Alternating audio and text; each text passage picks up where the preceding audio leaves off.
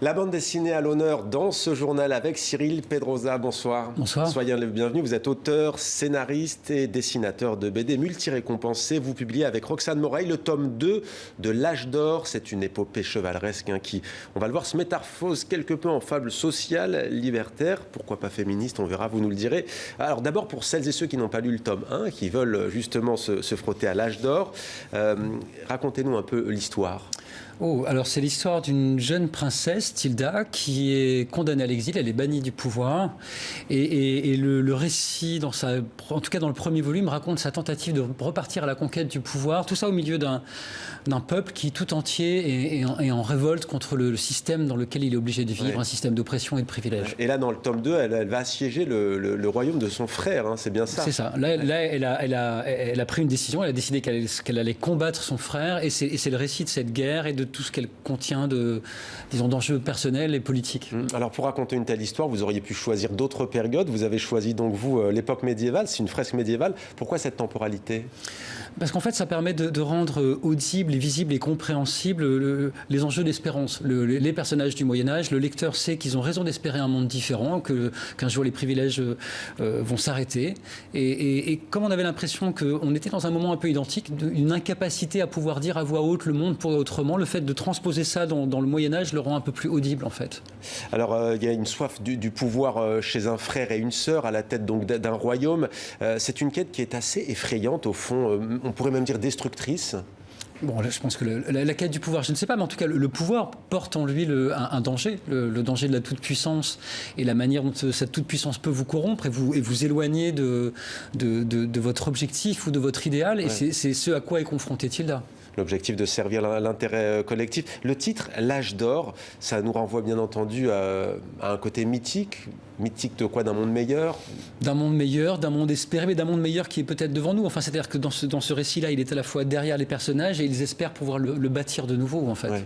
Alors, c'est super agréable à lire, à regarder. On va s'arrêter sur le dessin. Parfois, on a le sentiment d'être devant des tableaux, en fait. Comment est-ce que vous avez travaillé? C'est-à-dire que c'est vrai qu'avec Roxane Moreil, on a cherché à avoir toute une petite référence comme ça iconographique qui nous permettrait de trouver une esthétique qui serait juste par rapport au récit, et on est allé chercher du côté des rétables, des tapisseries, des enluminures, pour avoir comme ça tout un vocabulaire. Ouais. On voit sur la planche un très peu de texte, parfois sur les doubles pages, très aéré, beaucoup de place à l'image. C'est très visuel, c'est très visuel. On voulait que ce soit un peu spectaculaire et séduisant aussi. Ouais. On voulait que ce soit aussi un récit d'aventure qui attrape les gens et qui ait du plaisir de lecture. C'est pas un pensum théorique. En filigrane, donc vous nous amenez à réfléchir sur nos sociétés actuelles, la question des femmes notamment, incarnée par Tilda. Elle est présente, enfin surtout dans le premier tome où Tilda va trouver refuge dans une communauté de femmes. C'est pas à proprement parler un récit féministe, mais disons que par contre clairement ces personnages-là sont des personnages féministes qui tentent de s'émanciper d'une oppression. Alors beaucoup d'esthétique médiévale, donc on a vu comment vous aviez travaillé. Difficile de ne pas vous parler de la situation actuelle des librairies en France. N'est sans doute pas, disons-le, contrairement à une idée reçue, le secteur qui s'en sort le moins bien entendu, mais tout est relatif. Comment est-ce que vous vivez, vous, en tant qu'artiste, cette situation en pleine épidémie en France? La difficulté, je pense qu'elle est comme tous les artistes, c'est d'essayer de bien comprendre les enjeux sanitaires et de réussir à être inventif pour pouvoir continuer à proposer des choses au public, à être en contact avec eux. Avec Roxane Moreil, on a proposé de réaliser toute une série de dessins que je fais chez moi et que j'envoie ensuite aux libraires qui peuvent ensuite donner aux lecteurs. C'est pas grand-chose, mais je suis pas le seul. Il y a plein de gens comme ça qui sont en train d'essayer de trouver des solutions pour qu'un échange créatif existe encore.